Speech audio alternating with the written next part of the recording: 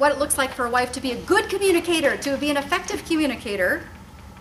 She is concise, she's simple, direct in stating her needs or desires, she's respectful, she's loving, she's gentle, she's honest in a kind way, she's humble and works toward compromise, she's encouraging, she looks her husband in the eye, she listens attentively, she works to understand his perspective, she waits until the right time to communicate important matters, she refuses to jump to conclusions or read between the lines. And then my husband added one more, because I had him read the list. And he said, and then one that you want to write this down. He said, you want to write this down. Oh. And he said, the good communicating wife, she takes her clothes off after she's done talking. Oh. Such a comedian. And I was deaf. I didn't hear that. Because I have that problem with deaf communication. So I was like, I don't hear what you're saying.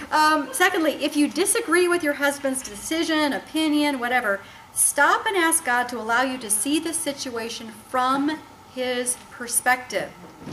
You know, could he be making a decision or saying something because he has an insecurity that's popping up, or a fear, or you know, just whatever. Understanding his perspective may give you some compassion, and this is huge. This is a game changer for me. So many times, my husband and I have been in kind of one of those icky communication moments, you know, the icky ones that where you're just kind of butting heads, or you know, you're feeling like he's getting a little hostile, I'm getting a little bit, and if I remember to pause for a moment, the key is remembering to do it, but if I remember to pause for a moment and think, okay, Lord, why is he feeling this way? Why is he saying that? Why is he getting really kind of a, you know, maybe cantankerous, and maybe he's getting loud? If I ask God why, it's like God just is so gracious to allow you to see what's going on from your husband's point of view. Make sure both your verbal and nonverbal communication is kind and respectful. And again, this is Ephesians 5:33.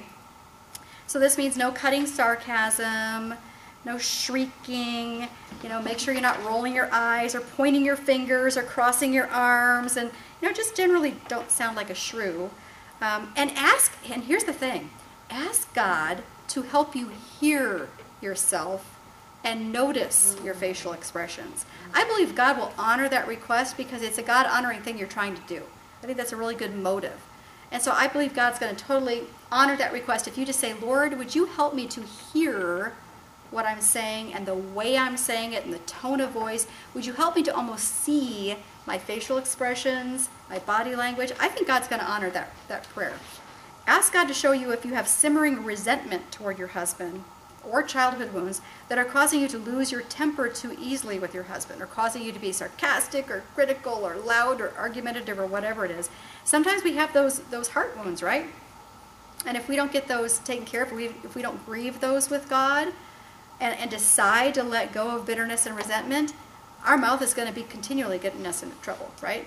Unless we grieve that stuff and take it to God, spend time with God, cry it out with God, ask him to take it. I mean, until we really work on that, our mouth is never going to be cleansed, is it?